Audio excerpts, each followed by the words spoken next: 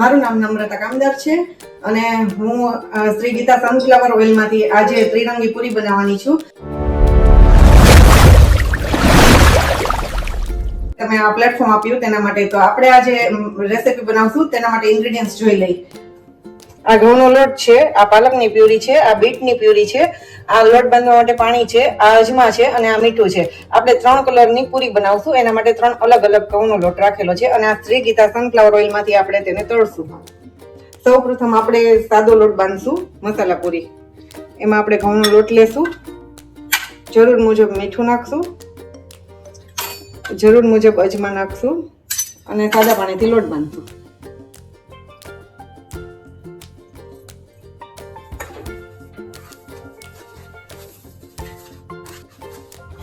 હવે આપણે ગ્રીન પૂરીનો લોટ બાંધશું. એમાં આપણે જરૂર મુજબ અજમા નાખશું અને જરૂર મુજબ મીઠું નાખશું અને પાલક પૂરીથી લોટ બાંધશું.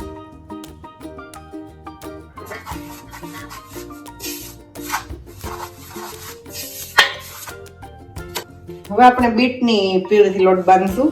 એમાં સૌપ્રથમ આપણે લોટ લેશું, જરૂર મુજબ મીઠું નાખશું, જરૂર મુજબ અજમા નાખશું અને જરૂર મુજબ મોણ નાખશું.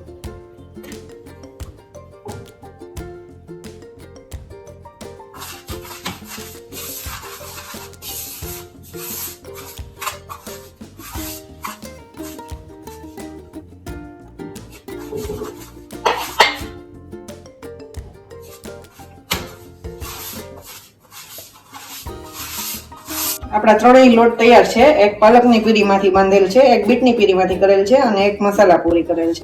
હવે આપણે શ્રી ગીતા ઓઇલ તેલ ગરમ કરવા મૂકશું એક કડાઈમાં. હવે આપણે શ્રી ગીતા સનફ્લાવર ઓઇલ ગરમ થાય ત્યાં સુધી આપણે પૂરી વણીને રેડી કરશું.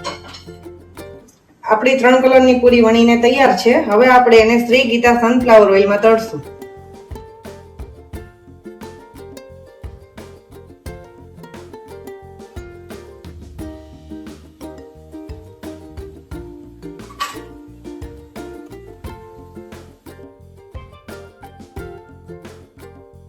તો રેડી છે આપણી ત્રિરંગી પૂરી.